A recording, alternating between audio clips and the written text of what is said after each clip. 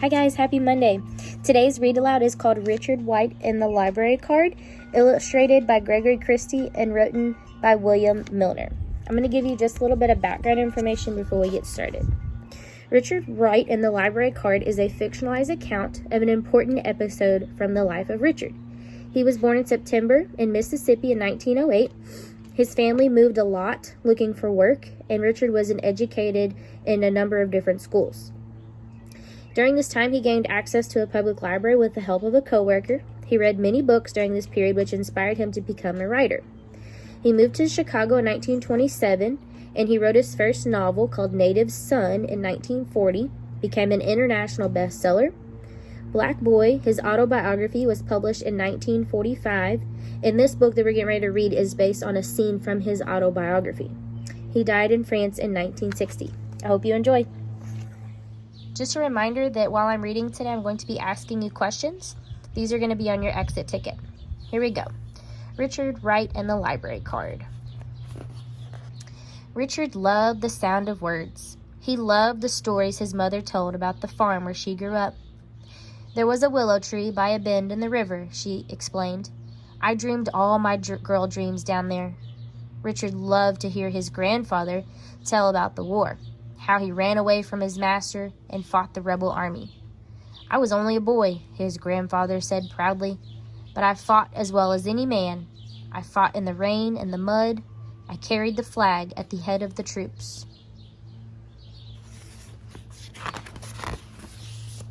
Richard longed to read stories on his own, but his family was very poor. They moved often, looking for work in different towns and cities. His father cleaned office buildings. His mother cooked in kitchens of wealthy white people. Richard had little chance to go to school. His mother taught him when she could, reading the funny papers out loud, sounding each word carefully. When Richard finally learned to read, he couldn't buy or borrow the books he wanted so badly. Books were expensive. The doors of the library were shut against him because he was black. So Richard read whatever he could find, old newspapers, books without covers pulled from ash cans. When Richard was 17, he caught a bus to Memphis. He hoped to find work, earn enough money to move to Chicago, where he would make a new life for himself in the North.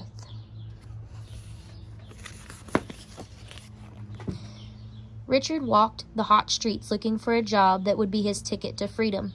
He saw many young men, like himself, searching for the same job, the same way out. He finally found a place in an optician's office. He polished eyeglasses, swept the floors, and ran errands for the white men. As long as he kept his head down, as long as he began every sentence with "sir," Richard was safe. At night, Richard returned to the boarding houses where he had rented a room. To save money, he ate beans from the can, warmed by water from the tap. Listening to the noise of the street below his window, Richard felt a familiar hunger for words. There were thousands of books in the public library, but only white people could get a card, could take them out. But Richard had an idea. At work, he looked around the office trying to find one man who might understand his hunger for books. Question 2 is Richard is hungry for books. Why might that be? And what would books do for him?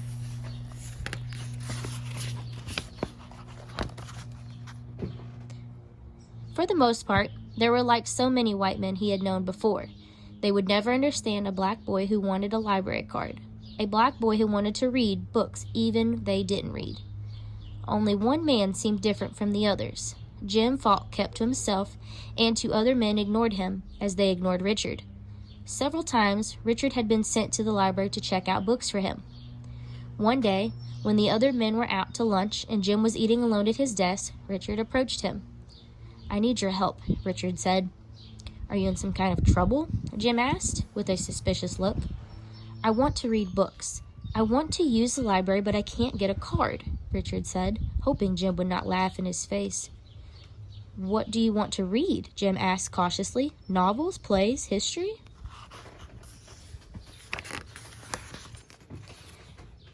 Richard felt confused. His mind was racing so fast he couldn't think of a single book. Jim said nothing, but reached into his desk and brought up a worn white card. He handed it to Richard. "How will you use it?" Jim asked. "I'll write a note," Richard said, "like the ones you wrote when I got books for you." "All right," Jim said nervously, "but don't tell anyone else. I don't want to get in trouble." "No, sir," Richard promised. "I'll be careful." After work, Richard walked through the crowded streets to the library. He felt as if he were on a train to Chicago, as if he were traveling north already. The final question is, the author wrote that Richard felt as if he were traveling north already. What does that mean? What does the library card represent to him? But when Richard walked through the door, he felt the old fear again. Many heads were raised at the sight of a black boy in the library. Richard kept his eyes down, not looking up until he stood before the checkout desk. The librarian put on her glasses to make sure she wasn't seeing things. Richard handed her the note he had written and stepped back. "Why can't Mr. Falk get his own books?" she asked sharply. "He's very busy," Richard replied, his legs trembling. "All right," the woman said, "but you tell Mr. Falk I'd rather see him in person next time." Richard roamed the stacks, unable to believe there were this many books in the world. He touched the leather spines and fingered the pages he had dreamed about for such a long time.